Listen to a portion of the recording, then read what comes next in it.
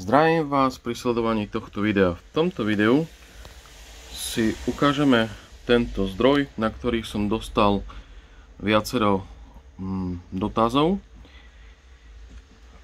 Takýto zdroj už som mal na opravu, ktorý zákazník mi doniesol. Momentálne prešlo 2,5 mesiaca, možno mesiac. Zákazník je spokojný, neozýva sa, takže verím tomu, že je všetko OK. V tomto zdroji nebola odpalená ani jedna poistka, jedna druhá. Samozrejme mu to vybíjalo istič, pekne citlivý istič. A v tomto zdroji väčšinou odchádzajú tieto vstupné MOSFETy.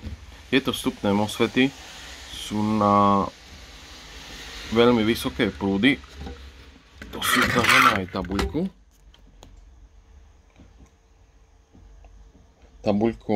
To je tabuľka výstupu, aby sme vedeli, výstupných napätí. No a čo k tomu dodať? Ak jeden z týchto dvoch MOSFETov je vadný, musíte meniť oba, inak by sa zdroj rozkmital. Ďalšia vec, všimnite si tieto odrušovacie kondenzátory.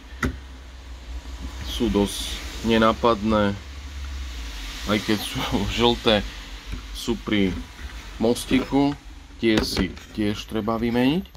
A pokiaľ zdroj nejde, nerozbehne sa, tak ešte tu máme tento odpor, ktorý odchádza. Zatiaľ ja som ho odídený nemal.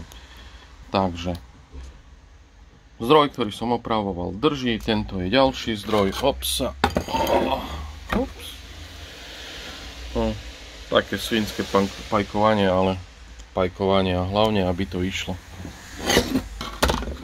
Takže ďakujem za sledovanie, ďakujem za lajky, za komenty. Pekný deň.